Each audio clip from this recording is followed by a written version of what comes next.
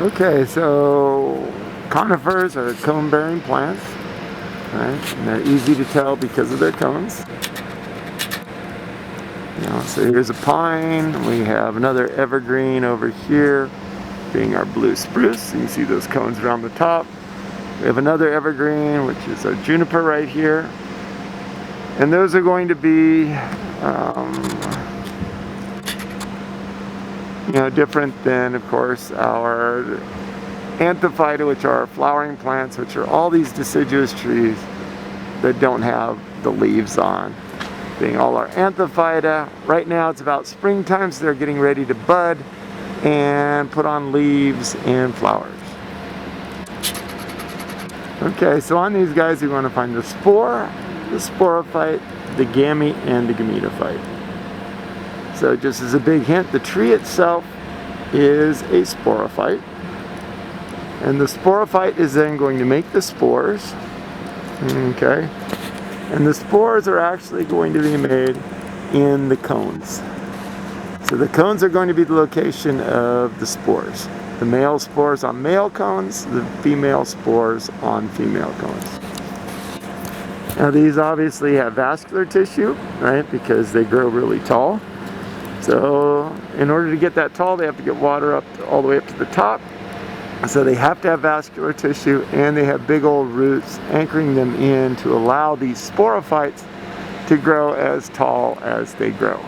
Okay, you'll notice that our cones on this one are way at the top, and that's because the cones have wings, and those wings will allow the heavy seed to fall and disperse as it falls and fall away from that tree.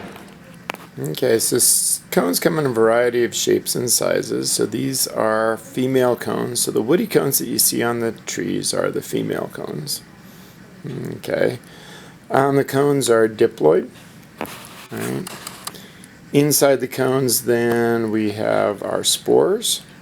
So inside the cone it's going to go through meiosis, creating a haploid spore. And then that spore is going to hatch out into a small gametophyte inside the female cone, and that female gametophyte then will make an archegonium, and the archegonium an egg. So here is a little plastomount. On the left we have our female cones, on the right we actually have our male cones. So here's our male cones. The male cones are the soft little yellowish cones near the top. And again, the cone itself is diploid. Inside the cone we're going to go through meiosis and make a spore. Then that spore is going to go through mitosis, okay, and make a gametophyte. The gametophyte then in this case is going to be the pollen grains in the staminate cone. So this cone is also called a staminate cone because it is the male cone, and pollen grains inside the male cone are the actual gametophytes. Okay, once again back to the dissecting scope, looking at slides. So here is a pinus staminate cone. Pinus is the genus. So it's a staminate cone from a pine. And we'll be looking at a long section. So we'll cruise over here to the actual cone itself. Flip it around so it's right side up. Okay, and we'll get in on these bracts. So here's the staminate cone, so male cone in a pine tree. And so the cone itself, the outside portion, is diploid. And then inside these bracts, then we're going to have meiosis occur. Meiosis is even meiosis, making 4 what are called microspores. Okay, we can't really see the microspores here, but the microspores will then go through mitosis, and the result of the mitosis will be a multicelled gametophyte, being those small little dots there, which are actually pollen grains. So the pollen grains themselves on these cones are the gametophytes. All right. So now I'm going to go from here and put a slide of pine pollen on the compound scope.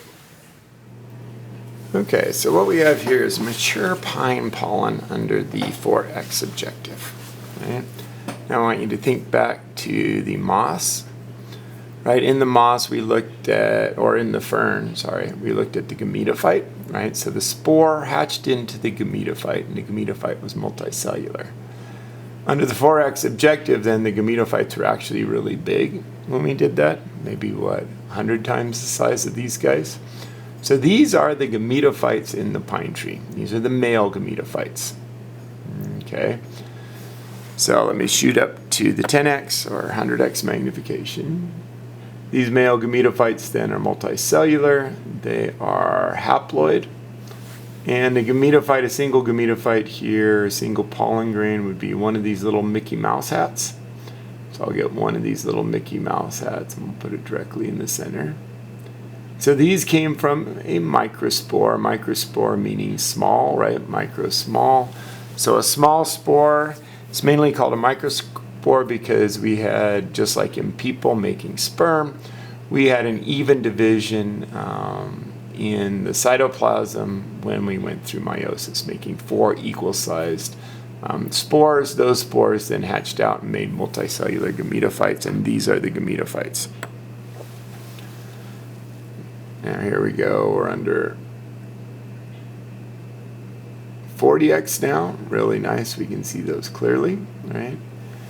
So these guys are the gametophytes, and I want you to think about the purpose of sex, right? So the purpose of sex, we've talked about, isn't for reproduction, but rather for genetic diversity.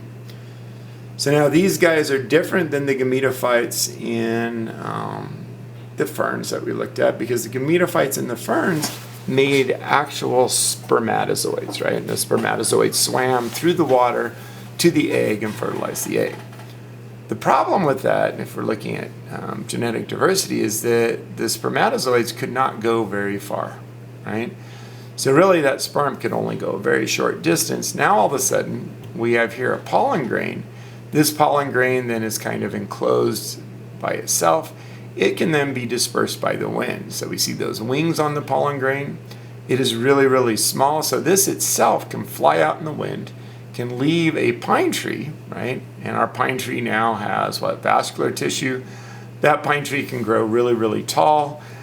It can release these pollen grains at the very height of that pine tree, and then these pollen grains can fly all over the place, right? Midsummer, we see pollen everywhere.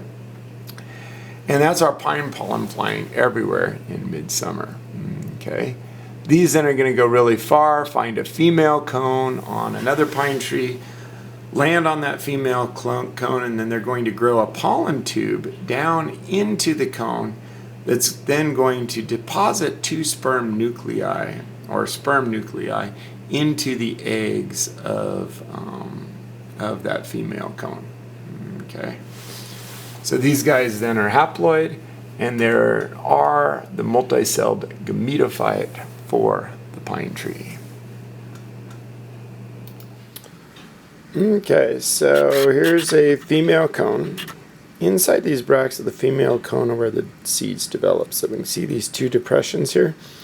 Those are where the seeds are going to develop. Cones typically start out closed. So female cones start out like this that are closed. The male cone then produces the pollen grains. The pollen grains fly through the air to the female cone. Once they hit the female cone, then they land on the female cone, and a tube grows down inside. The tube grows all the way down inside to where the seed is going to develop. Now on that bract, then this is our sporophyte, right? So this is diploid. But on the bract, then we have our ovules. Our ovules then go through meiosis and make a megaspore mother cell, which then goes through mitosis and makes a gametophyte, the female gametophyte, which then ends up having an archegonium that makes the egg. Okay. The pollen tube then goes down into the egg, fertilizes the egg, and makes the seed. Now we're going to look at that ovule and archegonium now on a prepared slide. All right, so now we have a slide. It's a pinus, ovule, and mature archegonium long section. We'll go in and look at this, flip this around so we can see it. Now this whole thing is an ovule. Okay. The ovule is located on a female cone. And if you ever look at a female cone, you can see on the bracts where the seed rests in the female cone. Okay. So this is prior to a seed being made. This is the ovule. In the ovule, then we take a diploid structure. Inside that, then we go through meiosis to make a haploid spore. In this case, the spore is called a megaspore because it's big, because we go through uneven division where all of the cytoplasm stays in a single spore.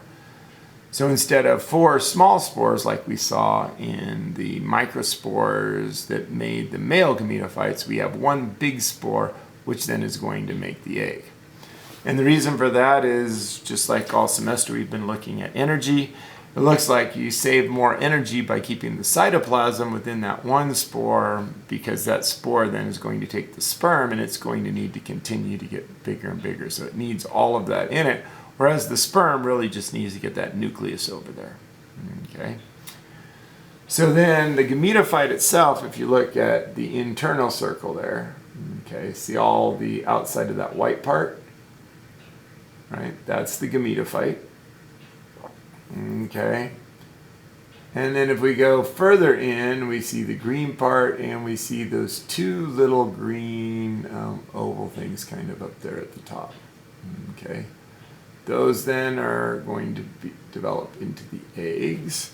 And we can focus in here and focus. No reason to take this to a compound scope. And we can see the developing eggs right there. So those 2 green structures are developing eggs inside this ovule. All right. Okay, and so that's our female gametophyte. And those will be 1 in. Okay, so to finish off, I want a little bit of a discussion. So here we have a couple of samples that we have in the lab. So here's a short-leaf pine, and I really want to focus in on the seed. Okay, so here's a seed of the shortleaf pine. Okay, now why seeds? What is the advantage of a seed? So if we think about dispersal, right, in ferns, right, the thing that moves far away is the spore. Once the spore lands, it goes into a gametophyte. The gametophyte makes a swimming or flagellated sperm, and the flagellated sperm can only swim, a very short distance. So the spore is what really goes far away. Here we have a seed. So the seed is way up on a high tree in a cone. It matures. It has a wing in this case, so wind comes, blows, and the seed can disperse semi-far. But we also had pollen grains, and the pollen grains then dispersed a lot, or traveled a lot farther for genetic diversity. Okay. So now we have this seed. The seed goes in and lands on the ground. It's pretty heavy, so it's not going to go super far, right? So a spore can go a lot farther than a seed, but a seed then, when it lands, it can do a lot more than a spore, because a spore has to have water. All it can do is hatch out into a very teeny tiny gametophyte, whereas a seed basically has what's called endosperm. So inside that seed we have the embryo. Right, the embryo is diploid, made from the union of the sperm nucleus and the egg. Then we also have something called endosperm. The endosperm then provides food for the growing embryo.